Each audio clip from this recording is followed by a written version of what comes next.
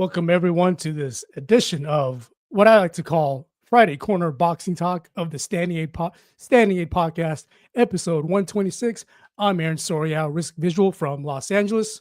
Present with me at the moment, First Lady of Boxing, who covers the Cincinnati boxing scene, also a certified USA boxing official, Miss Tiffany Daniels. How are you doing today? I'm great. I'm great. Glad to see you. Awesome.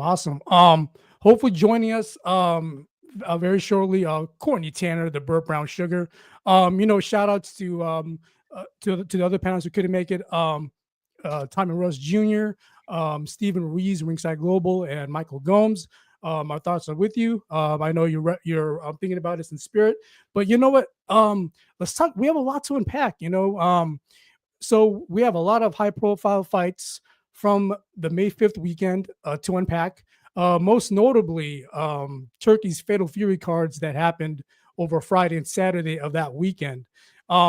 Starting with last Friday's of Fatal Fury tripleheader at New York Times Square. Before we get into those three fights, Tiffany, of that card, let's just talk about the buildup and execution of the event itself. On paper, it looked good.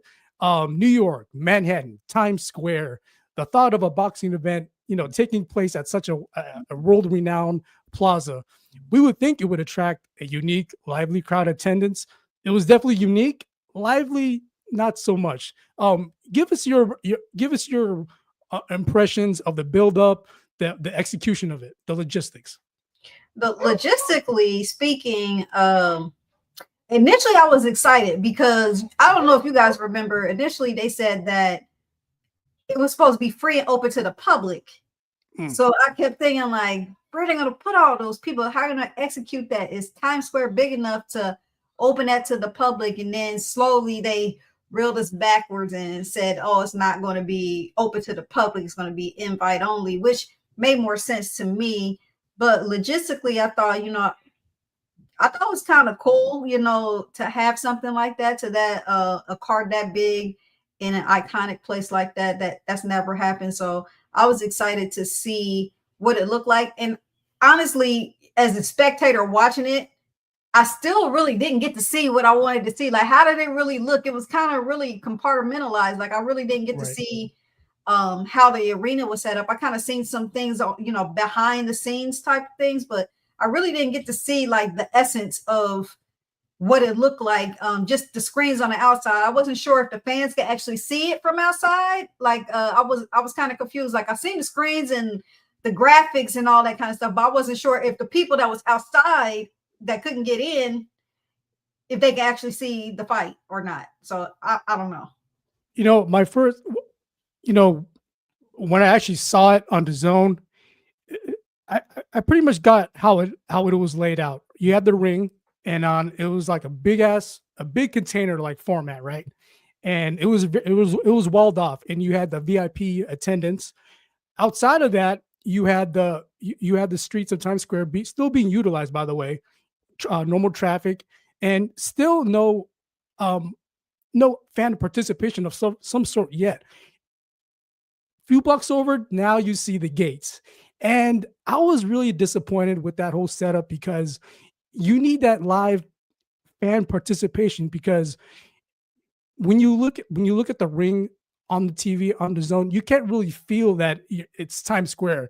It's just another ring on the TV screen. But for me personally, I didn't feel the essence of it being in Times Square. What were your impressions now that you saw it live on whatever device or TV you saw it at? What was your reaction when you actually saw it in execution? I was still a little underwhelmed, honestly. Yeah. Like, the coolest things I like that Turkey does is like the marketing piece, like the graphics, the lead up, like he had the little Devin with the suit, looked like a attorney type of deal, like all of that marketing and promo was cool, and all the graphics, I thought that was really nice. He does great with that, but I was still, like I said, I was still underwhelmed. I still was sitting there trying to figure out what it was. Like, what is this? Like, it just, and then like sometimes you would see like some like the famous boxers like walking towards the ring, and they were like walking in the street. There's nobody in the streets. It's just the gates. So that was kind of different. And then obviously I've seen a couple of where the ring walks or the ring drives.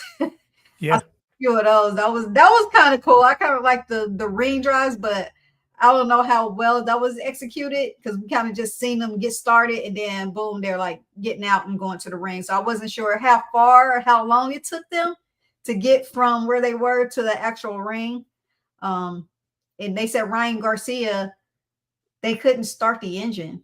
They had to push the car. And I'm like, push the car? Like, I don't know. It was those sort of things. So I was a little bit underwhelmed to say. I mean, it's those nice theatrics, but it can only do so much for a boxing event. And on that note, I want to reference something. I don't know if it was either Anthony Saldana or Stephen Ruiz. It was off a Facebook post talking about the execution of the fight. Going back to fan participation and the ambiance, I think you could agree it's essential to have that present in a boxing event. You need, whether it be cheers, whether it be boos. I'm sure if there was a fan attendance, as you all saw, it was overall labeled as dull for the whole event, and certainly there would be a whole bunch of boos. But that we're going to talk about more. But I want to quickly reference that knockdown by Romero in the second round and Garcia. Could you imagine? In a live event with fan attendance, people will be rising up in their seats and be elated. And I think Stephen Ruiz or Anthony said they mentioned that. They said to the effect of, "Could you imagine if that happened in a live fan participation setting? The house would go off the roof." But we didn't. Unfortunately, we didn't get to experience that through our mobile devices, through the TV screens when we saw it on the zone. Very unfortunate. Not only did we not get to experience, the fighters didn't. It's kind of like the COVID situation. So I don't know how that made them feel as well, kind of like in that situation. Did it hinder them? Would Ryan have been different if, he had more people cheering him on, or would Rolly have been, a little bit different if they had got booed or, clapped? That's a good point, that it was very, very quiet. I don't know if anybody's ever been to a Canelo Alvarez's fight. The energy is something. I mean, you as a fan, it's unreal. So, like, if you were in the crowd, man, you would just be so pumped. And it's sad that we didn't get that. Yeah, I agree. Yeah. Unfortunate, but let's unpack those fights. So starting off with last Friday's Fatal Fury in Times Square. Of course, the first fight. Teofimo Lopez versus Arnold Barboza Jr. With Teofimo making his third defense of his WBO and the ring light welterweight titles against WBO interim champion Arnold Barboza Jr., the proud warrior from Amani, California, who definitely grinded his way to championship contender status behind the Golden Boy banner, coming off a breakthrough split decision victory over Jack Catterall overseas to win the interim title. As for the fight itself, I think it's unfair and unfortunate this fight shared the boring stigma label of the whole event. In my eyes, it was a sweet science masterclass by Teofimo Lopez, who clearly showed he's a level or two above Barboza Jr., despite Barboza's, to his credit, genuine efforts to get anything off offensively.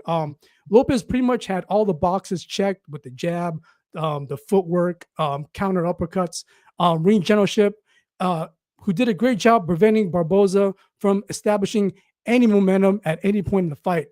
Tiffany, give us your thoughts on that fight.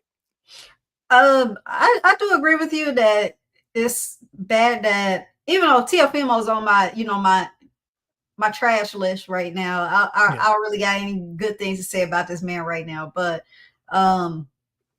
it's sad that his fight, got overshadowed by the boringness of the card in and of itself. I did miss maybe like the first 2 or 3 rounds, so I wasn't able to see kind of like what was happening prior to that. But I felt like he always you can never count Teofimo Lopez out. He's No. always been kind of like on this roller coaster. Like sometimes he has really, really great performances, and then the next time he has a performance, and he's even questioning himself whether he should continue to fight.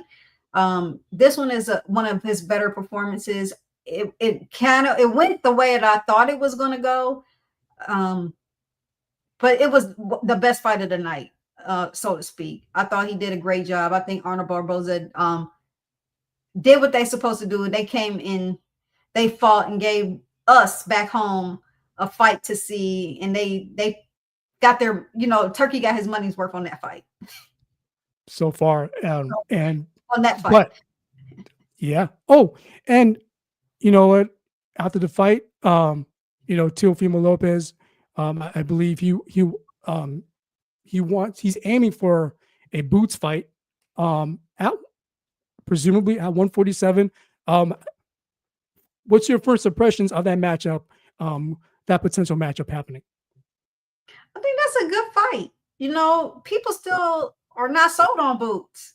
Teofimo Lopez, despite what we might feel for him, what he does, his antics, is very athletic, and he comes to fight, and he's proven himself time and time again that like he deserves to be there, but it'll be at a higher weight class for him. I'm not sure if it's going to be too much, if boots will be too much for him, but Boots is a great fighter. Teofimo was great at his division. I feel like it'll be a bombshell.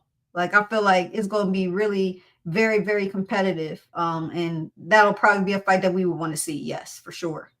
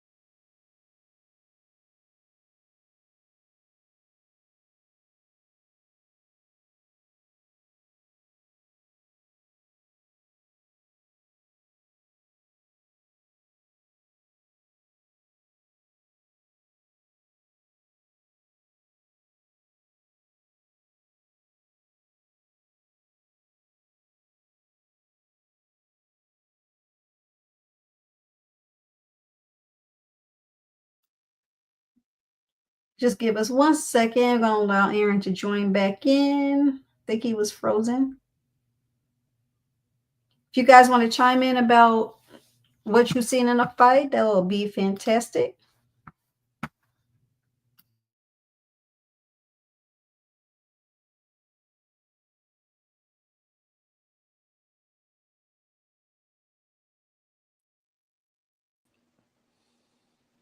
There you are. And you came back with 2 people. What the heck? Hey, look who crept on the set. Hey, my apologies to the panel and to our viewers for being late. Had some technical difficulties getting in. Hey, I had technical difficulties for the first time on my end. My internet cut off. I was like, what happened? He came back and it was 2 people.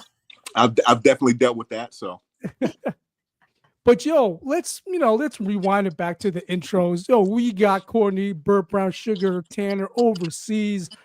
Any opening words? In episode 126. Oh, and also Courtney, we're labeled. I just coined this as the first of I call it the Friday Corner Boxing Talks. So we might as well categorize it as such. But Courtney, tell us how you feel today. Hey, I'm feeling great. I'm feeling great. It's Saturday morning where I am, and coming off last weekend, and that was huge for the sport. Mildly or wildly deflating, but yeah, man. I think the conclusion that I've come to is one that we're all gradually coming to, or maybe even suddenly, is that in the sport, the amount of money being thrown at the problem is not going to save it.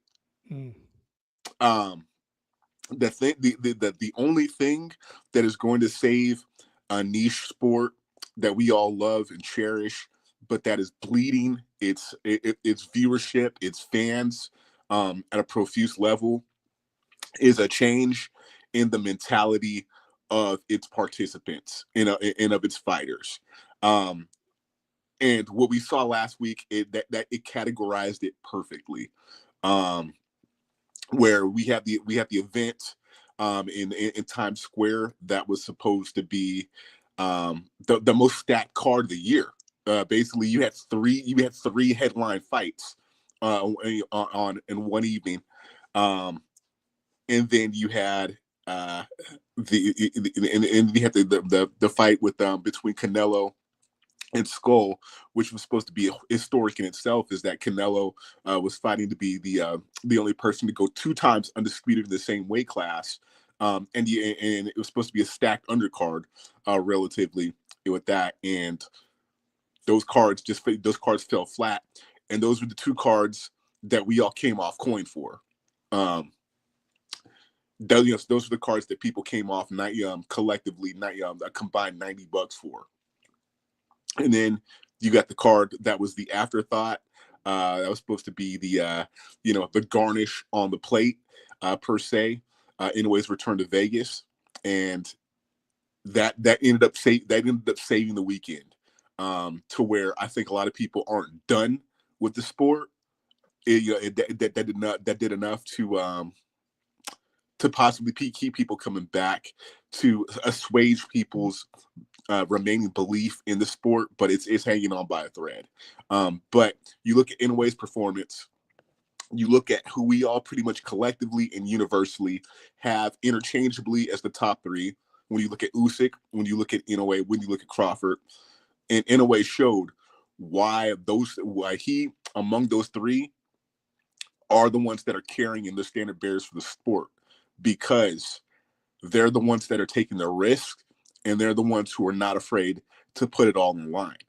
Inoue went into Vegas, everything to lose against a person who was previously coming in unheralded. This was supposed to be a showcase, if you will, to reintroduce Inoue to live American audiences.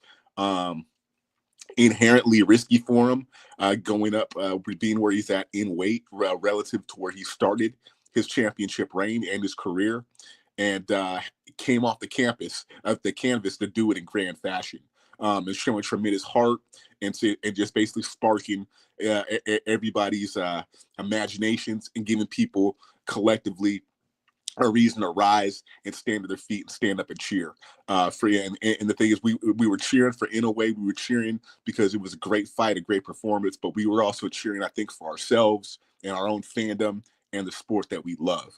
And Inoue's performance that just encapsulated that, as well as the co-headline that on that card, when you have Espinoza and Vasquez. Great gutsy performances by 2 Mexican fighters right there as well. But the Times Square event, as iconic as it was just an opportunity that was grand, that was unique for the sport, that fell flat because the fighters came in there with a mentality that was short of the warrior ethos and and a championship mind state. Canelo in Saudi Arabia, he was supposed to set the stage for one of the biggest fights in history, against Crawford, coming up in September. And I get it on his end, where he said he was with a guy who came to survive rather than win. But Canelo, as a person who's been a professional since he was 15 or 16 years old, with damn near 70 fights under his belt, and he couldn't manage a guy who was tricky, or he managed that type of performance against a guy who was tricky and didn't show much. I think that excuse cannot be bought, in terms Facts. of Yeah. in terms of how flat that performance fell. And then going back to the Times Square card with the main event, Ryan Garcia and Rolly Romero, I'm just gonna say it like this. And I'm known for saying the controversial stuff, or for saying the quiet part loud on the show. I'm just going to continue in that vein. But to everybody who continues to be in denial or over denial or question the Oscarine or PED findings with Ryan Garcia, well, there's no reason to do that any longer. You saw the results of the lack thereof with Ryan Garcia, and it was that type of performance. You can call it ring rust, you can call it whatever. We've seen championship caliber guys. We've seen guys at the top echelons of the sport come in after being not being out of the ring for 1 to 2 years and not look like that. And against a guy like Rolly Romero, who previously got pretty much ended in the ring by a guy who is a blown up featherweight. That tells you all you need to know. So that's my opening salvo. And I'm ready to jump into the conversation with the rest of the panel and engage in this war of words. So, you know what? To add to that, on a bit of a higher level, the two ladder fights, Devin Haney versus Ramirez, and the one you just referenced, Romero versus Garcia. Generally, those two fights alone, CompuBox wise, they did contribute greatly to the dull label of the whole fight. But the one clear difference between those two fights, with Haney and Ramirez, they equally share the blame for it being a low action fight. But with the latter, with the headliner, there was Romero was the standout in that he made the conscious effort to make his adjustments in the ring to progressively differentiate himself from Garcia, which racking up those flush hooking shots, being defensively neutralizing Garcia's left hook, and all those factors, rewarded him early with that, as we all saw the second round knockdown that he scored against Garcia. So I just wanted to add that point. Yeah, and I think after that knockout, Rolly was willing to go to war.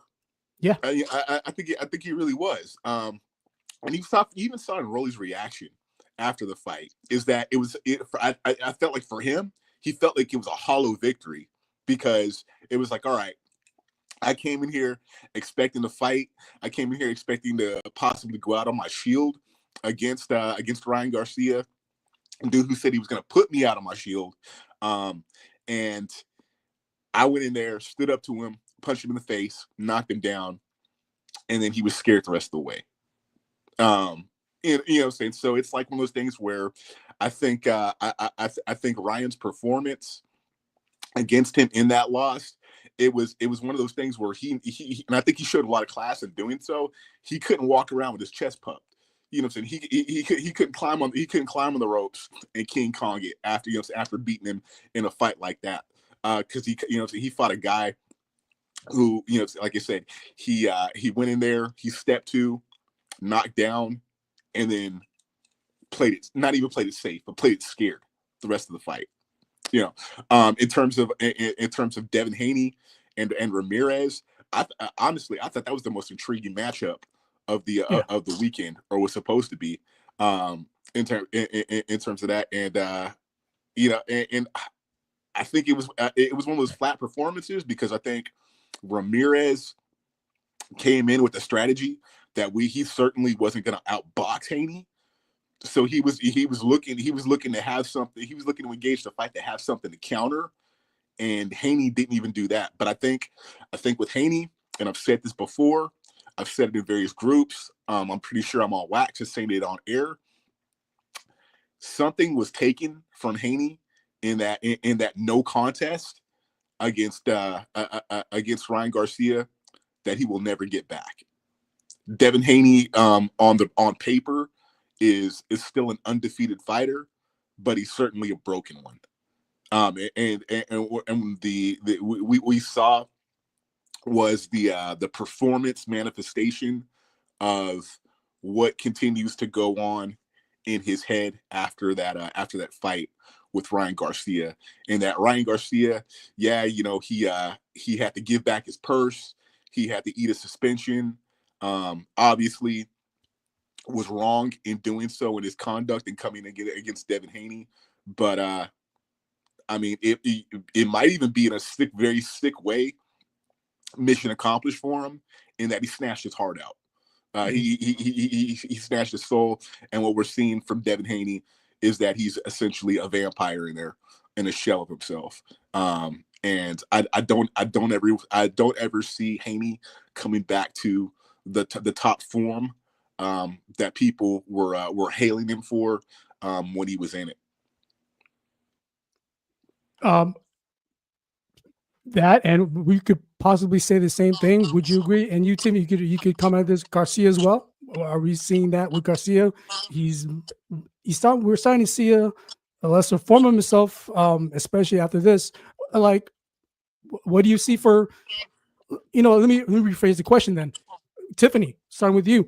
Where do you see Garcia and Haney going on from here, respectively? Well, Haney, to Courtney's point, when he came in there, I feel like he always is trying to find somebody to get in his corner with him to try to fix some mistakes. And Shane Mosley told him there were some things that he saw in that last fight with Ryan that could help him. He was in the corner and he just felt scared, you know, like, I don't know what was going on. Then he started to, you know, they talked about the shoes the last time when he got knocked out by Ryan Garcia. Then he started having issues with his shoes. So I don't know if it's kind of like, oh my God, you know, everything is falling apart and he's just kind of like retreating. But I almost fell asleep on that fight, y'all. I thought, honestly, when I was actually scared that Devin took this fight, like when it was announced, I'm like, oh man, like this is not a good fight to come back to. I thought for sure he was getting laid out. I ain't gonna hold y'all. I thought he was going down. And he just ran the whole time. The punch stats was ridiculous. Ooh. Record. Negatively record setting. Amateur kids that's fighting 3-round cards that's throwing more punches than they did in a 12-round fight. That's ridiculous. Like that was just, I almost fell asleep. I was actually very highly agitated because I left work to watch this card and this is what we got. So it was kind of like, I could have stayed at work and just, you know, like went to work and not watched it, you know, just and watch highlights afterwards. But I don't know where Ryan is going after this. Now it seems like he's begging for a fight. I'll take anybody. You know what I mean? That's kind of his mentality. If you guys want me to fight Rolly again, I'll do a rematch. If you want me to rematch Devin, now it's going to be kind of like whoever will get in the ring with me, I'm going to do it because Ryan is losing his fans. I think people, the belief in him. Now people are still going to second guess him. Like maybe you were on drugs. Maybe that did help. You know, like, and I think Haney, if you can't handle the people at 135 and 140. 147 is not going to help you. It's just going to get worse. So I don't know what I think both of them can just go ahead and retire. Yeah, because that was his debut at 147. No, I believe it was a catch weight at 147. But like, yeah, you're and that was Rolly Romero's first fight at 147. And if we're looking at it, Rolly Romero has no business being at 147. None. So you know that's just telling from there. And I mean, I agree. I literally did go to sleep because of the time difference and the time it was on while I was here. I'm watching it, and like after the first few rounds, you fall asleep or you lapse into sleep, and then your subconscious jolts you up, and it's like, oh man, this card is on, and I wake up and it's the last round, and I had to rewind it, and partially through rewinding it, I was like, it's not even worth rewinding. I didn't miss anything. But yeah, it was literally a snoozer. And another interesting point that Tiffany just brought up is the corner situation. And I've said this at various times too with Devin Haney, is that he's going to stagnate with his father as the only voice in his corner. there needs to be somebody else who has a proper say in his corner and in his training and in his the developing of a strategy when he comes into the ring. And I guess he's heard that from somebody else or various other people. So his response to that is to bring in Shane Mosley, who is a Hall of Famer and a former great champion, but a guy who's not really he's not really regularly training fighters. What Devin Haney needs to do in order to give himself a chance, and his father needs to allow, is for him to bring a legitimate trainer as a second voice into that corner. Because Bill Haney has never fought professionally before. And and I'm really not a fan in the sport of the father-son dynamic between fighters and their corner man. And I think too much emotion plays into it. And the thing is, when you examine Devin Haney and you look at Bill Haney in his antics in the presser, he's trying to get up and fight Oscar De La Hoya. Everything he's been saying in the punditry and on social media and in the wider media in general is where, this is your son's career. That was your son's fight against Ryan Garcia. And that did something to you. That snapped something in you worse than it did in Devin, and I get it.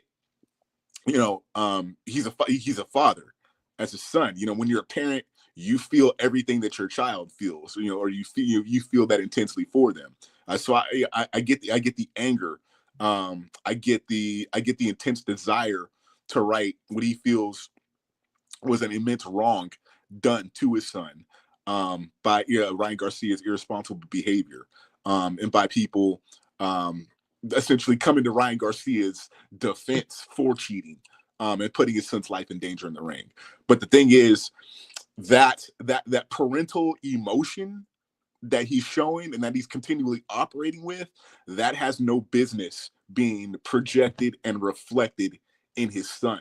Because when you go in there as a fighter, it's supposed to be all business. It's supposed to be all professionalism. Because, and I speak as a person who's active duty in the military, boxing is a profession of arms. That's a profession of combat. And you have to be able to separate emotions and do that clinically and utilize all those tools that are sharp in the toolbox and able to do that. And if you are continually operating with railing against an injustice, against what people are saying on social media, against all the voices that you're hearing that are outside of the ring and other than the person who you are facing with, and that is your task at hand to go in there and defend yourself against and possibly try to defeat. It's not going to work. It's too much. It's too much daddy emotion. Bill Haney is your consummate guy who all the other parents want to fight in the parking lot after the Little League game. And with that being projected and reflected on the Devin Haney, it's become nothing but a distraction for him. And if he wants to reform himself, if he wants to rehab his career after that these two basically lackluster performances, he is going to have to do something different as far as the direction he goes into in the corner. And I'm not saying that he has to get rid of Bill Haney. I'm not saying Bill Haney can't be involved in his son's career, but if he's going to be the fighter that he is supposed to be, and that he's been projected to be all this time, he's really going to have to adjust that and give somebody a proper say in his corner. And in terms of where Ryan Garcia and Devin Haney go from here, I'm going to talk about the guy on the first part of that 3-part card on Friday evening, who we really haven't mentioned yet, is Teofimo Lopez, who basically he was in tough against Barboza, as I expected Haney to be in tough against Ramirez. Yeah. In terms of saying how that fight was supposed to go both ways. And Teofimo wasn't his best performance.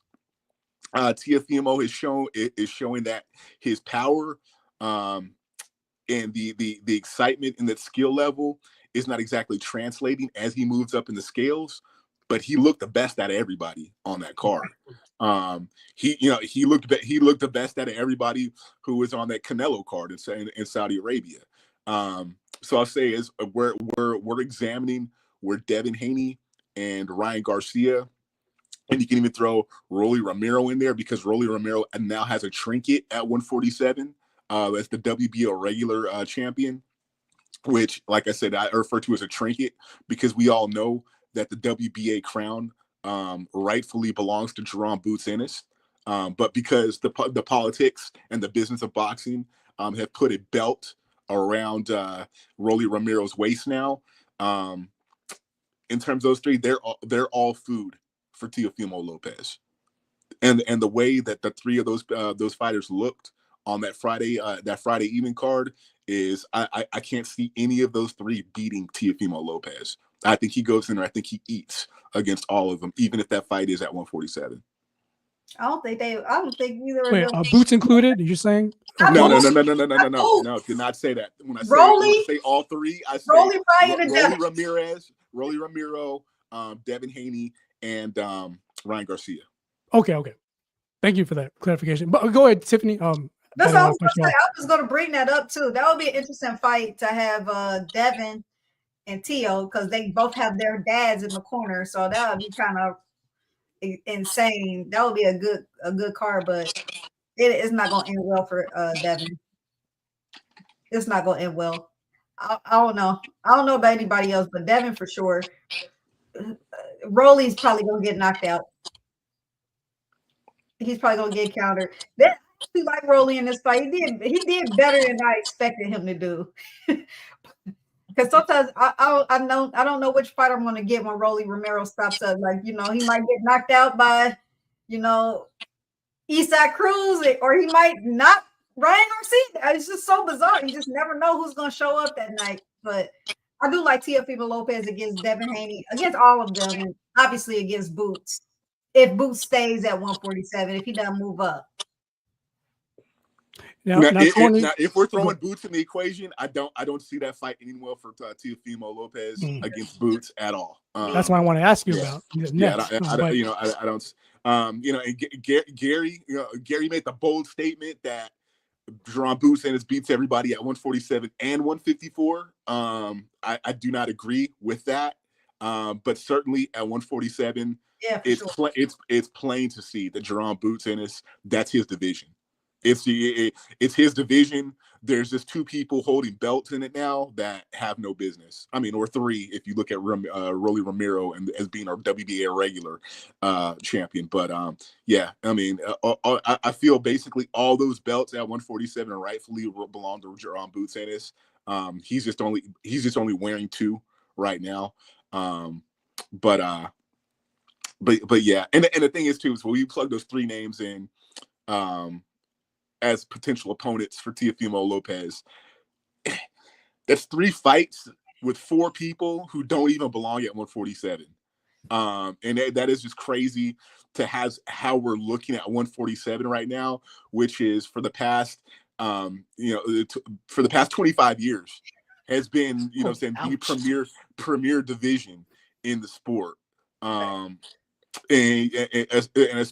especially knowing as the welterweight division had fallen to dramatic lows. But now we're seeing things heat up at heavyweight. We're seeing a lot of fights that could be made that people would want to see at heavyweight. But to see 147 and see the people who populated 147, and we look at where the potential matchups at 147 are now, that's crazy. I didn't ever think we would be there. Where we are right now. Coming back. Excuse me? We got Pacquiao coming back at 147. Oh God. Yeah. Oh God. Recently, even Romero wants some of that. He wants some of that action too. That's another thing. That's another thing. That tells you how depleted 147 is, because if you look at it, Pacquiao versus Barrios, I think everybody on one end, because my reaction is, oh God. Because Pacquiao is pushing 50 and coming back as a 147 pounder. But I think everybody who knows boxing looking at it really is just like, damn, that's actually an intriguing fight, because he's got a shot against Mario Barrios. It was like, wow, that's crazy. That's crazy. You know what? Before we jump to previewing tomorrow's top rank card, I just want to make one more comment about Inoue. And Tiffany and Courtney, you're more than welcome to add on to this. You know what I've been noticing with Inoue, every time he gets knocked down, he makes sure he reciprocates that tenfold. He makes you forget. He makes it a point to forget what worked for you leading up to that knockdown you scored against Inoue. So that's just that speaks volume about Inoue's talent, his heart, his spirit.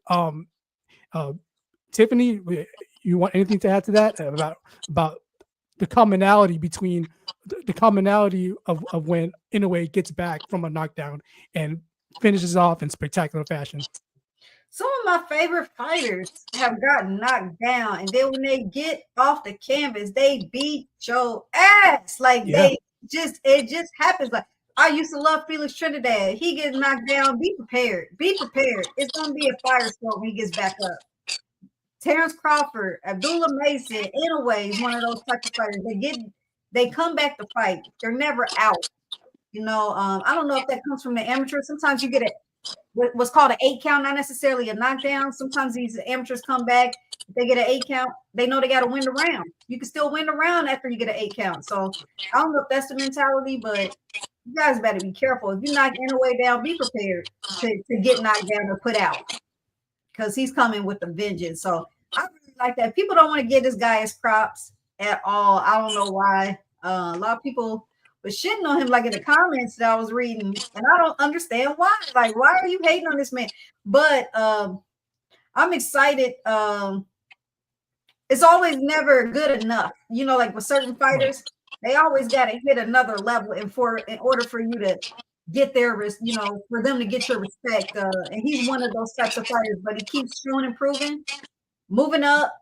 Undisputed he's undisputed in 2 weight classes, right? Is it Yes. 2 different weight classes? And 4 division champion overall. Yep. Champion, yeah. And I like he's not scared to take hard challenges. I think he's scary to take on Marajan MJ. Yep. Yeah, MJ. I can't wait to see that fight. But I really, really like Inoue. Thank God for his card on Sunday. Thank God. Anything to add to that, Coin? As far as every time Inoue comes back from a knockdown, he makes you pay for that. And then I mean, I saw one comment to where somebody suggested that Inoue is chinny. And I think if you're assessing Inoue as chinny, I think you're missing the mark completely. In that he is a guy who started out. He won his first championship at 108 pounds, and he's fighting. He's fighting at 122. That's pretty much the equivalent of somebody who turned pro at 140 fighting at heavyweight right now. As far as the how far he's gone up on the scale in relation to where he started. But the thing is, and the response to that is all the greats had to get up. Ali had to get up. Sweet Pea had to get up. Tito Trinidad had to get up. And he's done that, and he's done that twice. And the thing is, I think as opposed to this one, it's the first time we saw him hit the canvas against Luis Nery, where it was more of a flash knockdown on a shot he didn't see. I think this one really did put him there on the canvas. And he got up and he continued to turn in the performance that he did. I think what is unique with Inoue in his ability to get up and finish fights the way he does is he's not doing it where from the aspect he comes up and he's mad that somebody put him on the canvas and I got to do the same thing to you or I got to end you. No, because he in both fights where you've seen him hit the canvas, he's gotten up and he's worked off the cobwebs and he's recalibrated. In this fight, he got back on the jab precisely. And he even said in the post-fight comments that I was positioning myself to where I wasn't going to take that shot again that put me on the canvas. And I think when you have a fighter who operates that, it shows a very high level of emotional maturity. Control, in the sport. Oh, yeah. And I think you have to have that. You have to have that. Not even exclusively to being a championship level fighter, but to just being a great fighter. And being a fighter that can transcend the scale. Being a fighter that can transcend weight divisions and skill levels, and be a guy, a type of guy who is in there, who is a chameleon and who has something for every style that he faces or that's put up against him. And you know, he demonstrated that he's got it. And so, but I'll say this though I disagree with the assertion that Inoue is chinny. I'm a firm believer that there's weight divisions in the sport for a reason. Yeah. And in relation to where he started out at 108. He's at which is junior flyweight. He is at junior featherweight now. And there, you know, and there's already conversations and there's already talk to where he's going to go, who is going to be his debut as a full-fledged featherweight. And you look at the guys who are populating the featherweight division right now. You look at Espinoza, who we saw as a freaking tornado in there. Jeez. We look at guys like Shushu Carrington. We look at guys like Steven Scooter / Cool Boy Fulton, who I had actually predicted to beat, you know, saying to beat him at 122, and possibly could have been a different fight if Stephen Fulton had hadn't been out of the ring as long as he was when he went to Japan and fought him. You can look at guys like Raymond Ford. You look at guys like Nick Ball. And there's guys at featherweight to where those are still little guys, but that's where you start to see hammers. That's where you start to see guys who are punching in volume and who are inherently hard punchers to begin with. And guys who are just as keen on their footwork, and guys who are just as ring savvy. So as great as we are witnessing Inoue be and dare to be, there is inevitably going to be a limit. And I think he recognizes it when he was asked by the reporters from ESPN is where he feels his threshold is going to be. It is definitely going to be 126, and I think that's where I think that's going to be the limit. I think that's where the hard fights are going to be. I think it's as much of an Inoue fan as I am, and I take pride in that. When I say I'm an Inoue fan, I take pride in being one, because I think I was one of the first people on the train when he was at 108, when he beat Adrian Hernandez. Not just beat Adrian Hernandez, retired Adrian Hernandez at 108. But realistically, looking at it, because I always want to see things as they are and not as I'd like them to be. I don't see him running the table at 126. When you give a serious examination of the fighters that are there now, I don't see him being undisputed at 126. And it's not hard to Rolodex. It's like, oh, who do you see having something for him? It was on his undercard, and that was Espinoza. Espinoza is 6'1", boiling down to 126. Inoue is about 5'5", 5'6". That's literally a tall order for Inoue. But like I said, when you have a fighter of Inoue's caliber, and you have somebody who is in the game to challenge himself, somebody who is in the game to fight for the legacy, that always is going to make intriguing matchups, because because guys like Inoue, guys like Crawford, guys like Usyk, they are the guys who are looking for an Everest to climb. those are the guys who are looking to go Jacques Cousteau and dive to the deepest depths of themselves. And people who are willing to take those immense risks in search of Everest, in search of a Marina Trench to get to the bottom of, those are the people who reward us as fans, and give us something to talk about right now, and something to clock off the job early to go see, and something to definitely not fall asleep on as we're watching.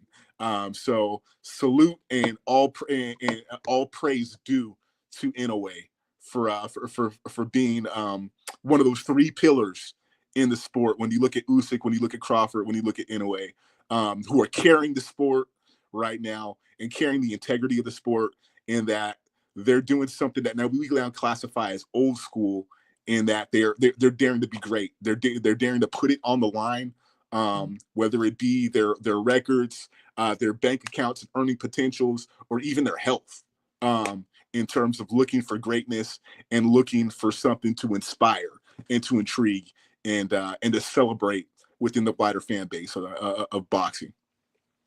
What'd you know think what? about cake? Oh, go ahead, Tiffany. What do you think about eating cake right before the fight? I'm in the back. I've lived in Japan, and I'm familiar with the cake that he was eating. So as Americans, when we think of cake, we think of a big hunky slice of birthday cake that's infused with nothing but sugar and heavy ingredients. What he was eating is a very spongy, light snack.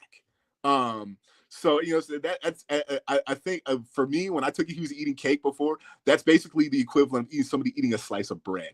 That was, I think that was just that was something, a very light snack, maybe something to satiate a craving, because obviously when you're in camp and as a fighter and trying to boil down to that weight, sweets and carbs like that are not on the that's not something you're going to eat. So I think he was rewarding himself, and that, hey, I'm about to go out here, I'm about to do the thing I've sacrificed in camp.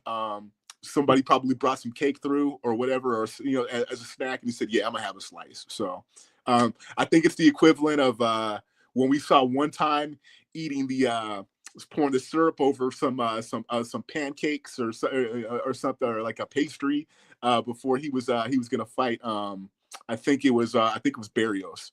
But yeah, I didn't buy into that too much. And I think people who know that Japanese cake snack variety is that's something that's not going to sit heavy on the stomach going in. I'll never forget when Diego Corrales was fighting Floyd Mayweather. He was eating a turkey club sandwich on camera. And we've seen guys come in and eat Snicker bars before they step into the scale and stuff like that. We as far as psychologically and what people are, and the thing is, these fighters aren't stupid.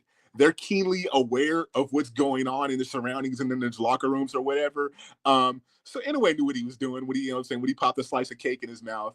He knew there was cameramen, with there. But and the thing is too, is when people are doing something that's suspect or they're not supposed to be doing, there's usually a look on their face. They're usually drawing their face to the side and trying to do whatever. Nah, he was stretching out and popping some cake in his mouth. So he was like, it's whatever. That's all. But one more Inoue related question before we preview tomorrow's top rank card. Courtney, you say 126 is the threshold weight limit. Inoue says that. Yeah.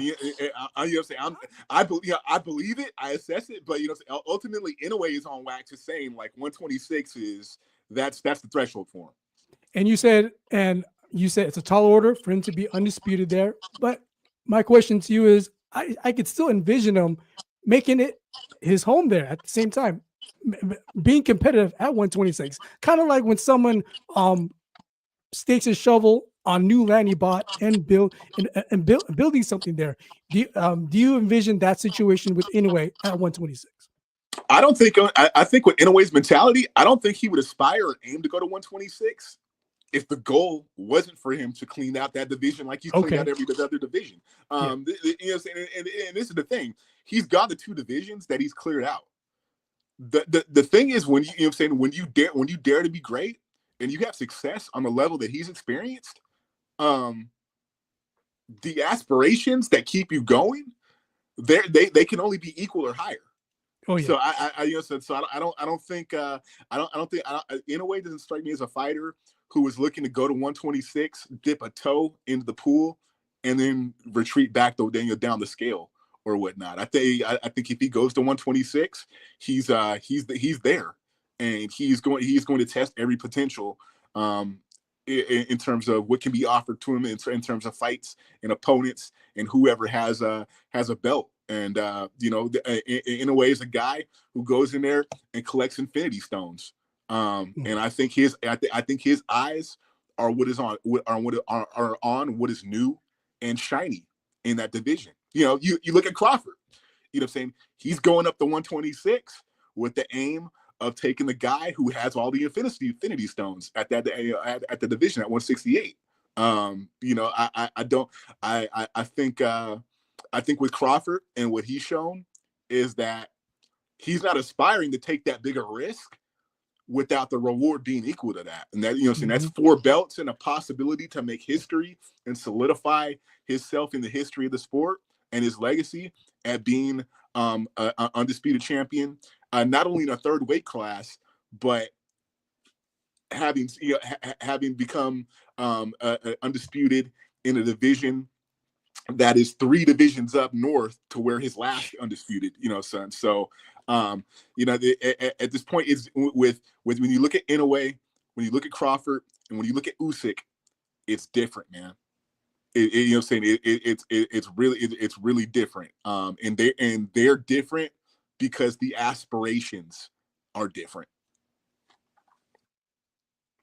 But you see how my main thing with Canelo and Crawford has been this whole time is that there's not that much of a size difference. Like, do you see them head to head? Oh yeah. So it's not like Crawford's going up and he's fighting Bivol or somebody like that.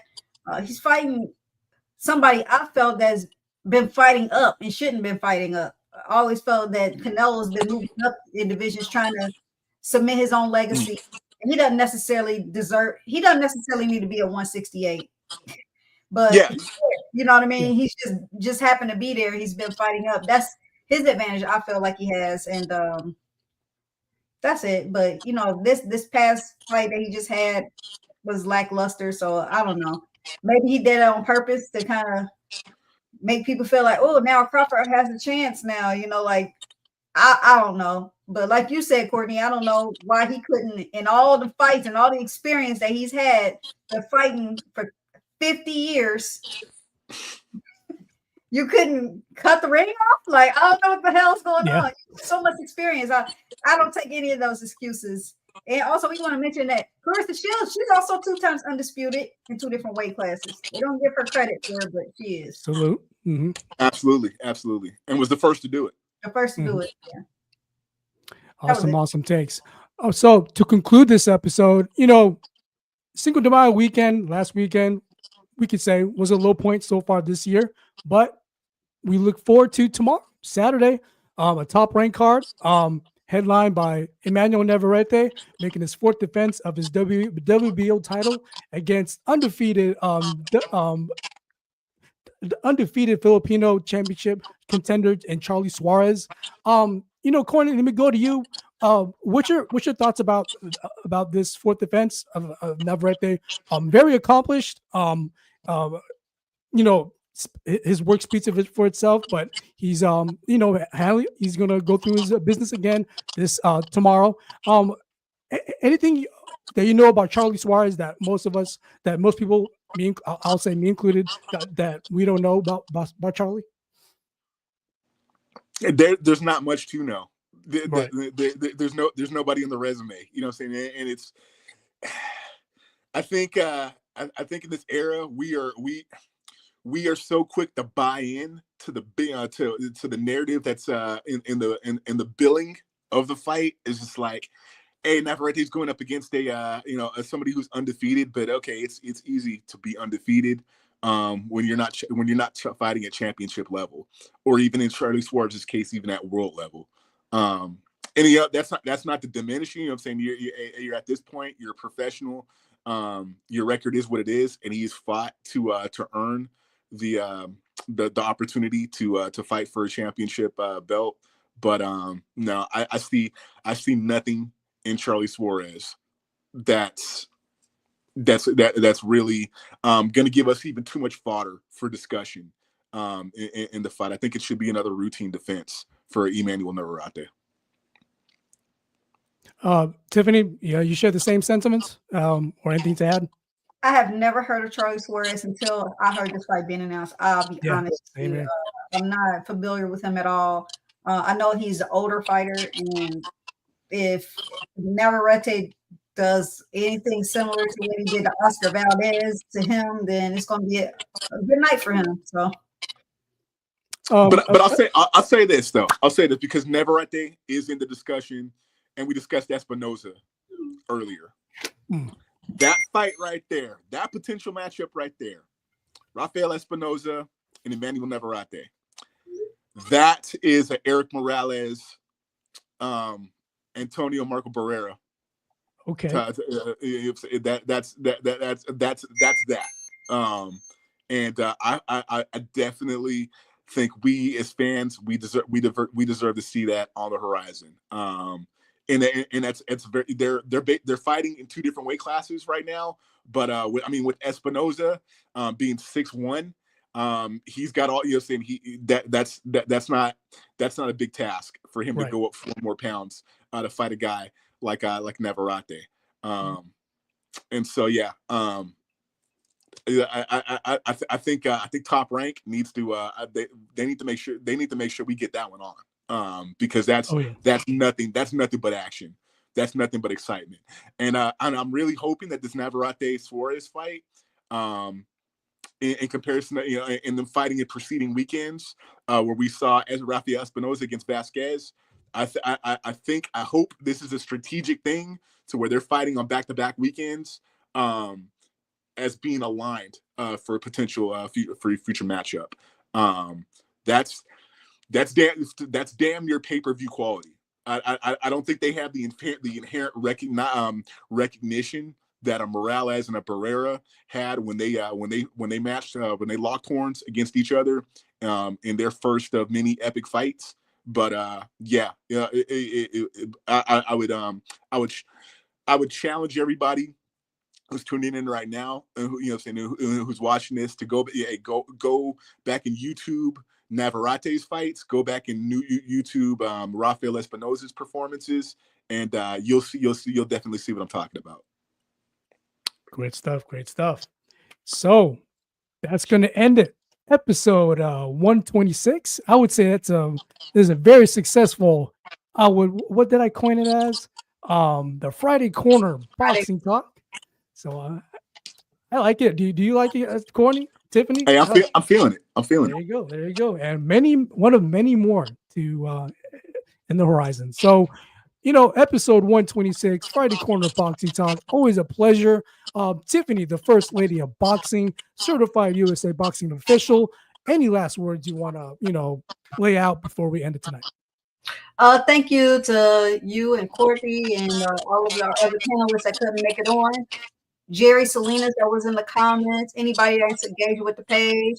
Cincinnati, what's up? I hope we get a good card coming in Cincinnati soon, a pro card. So be on the lookout for that. And all my favorite amateurs, good luck. They have Junior Olympics coming up in June, in a few weeks, maybe like 6 weeks, and they're going to be in Vegas. So shout out to all the amateurs back home.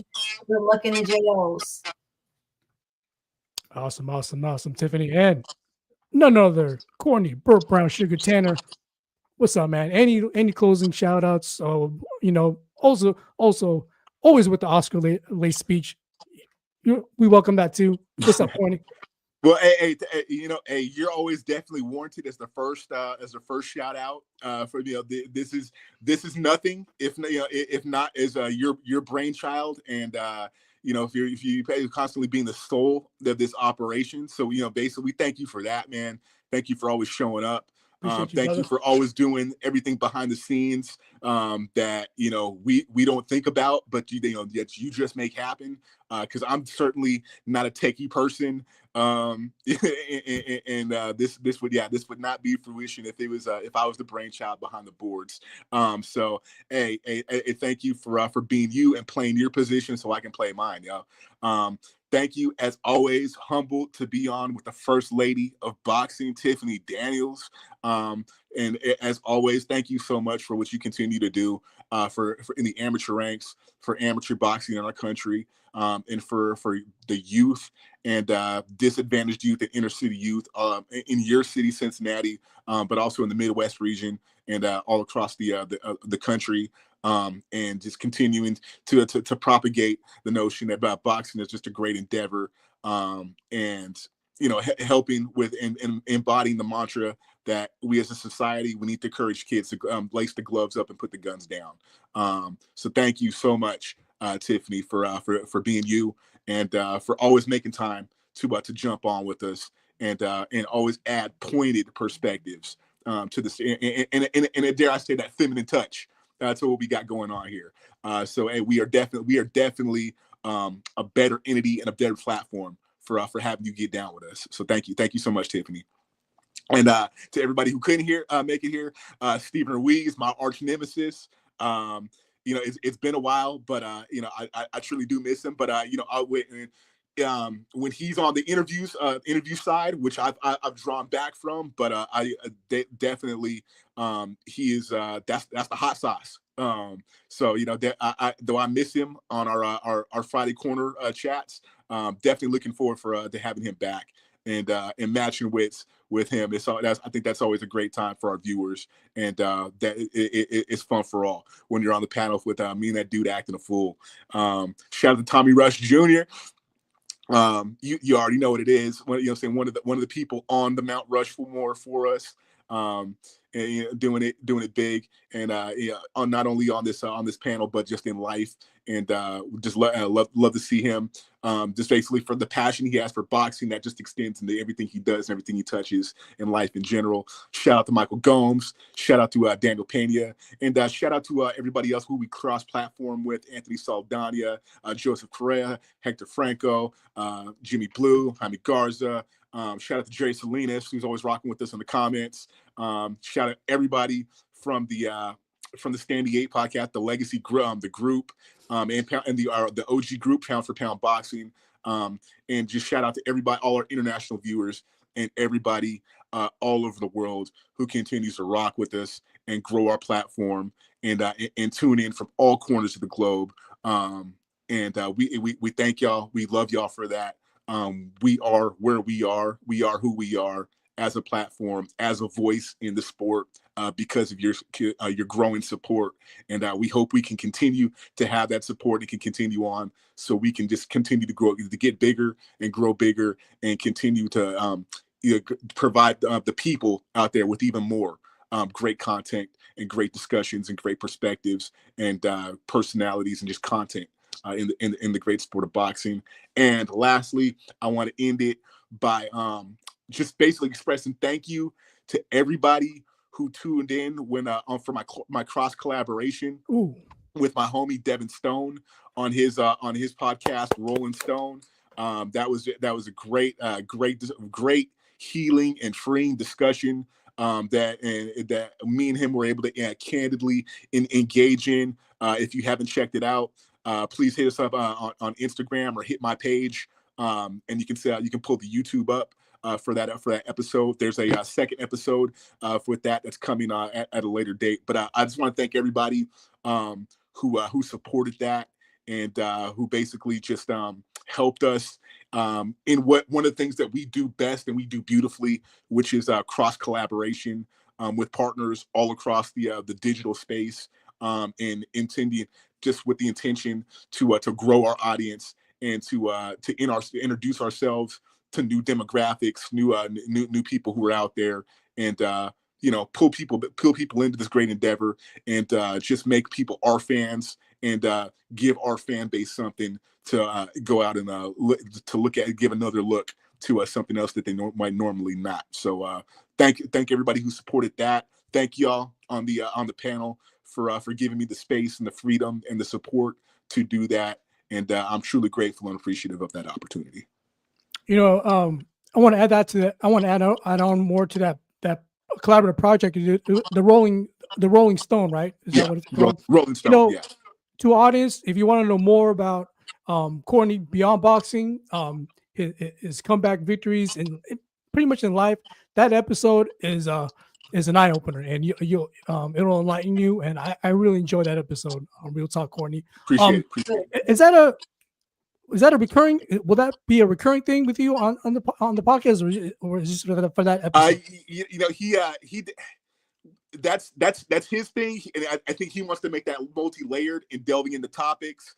Okay. The things he wants to discuss as it relates to my journey. That's hard to fit into an hour. So that's why we're going to we're going to run it back for another episode and speak on some other topics.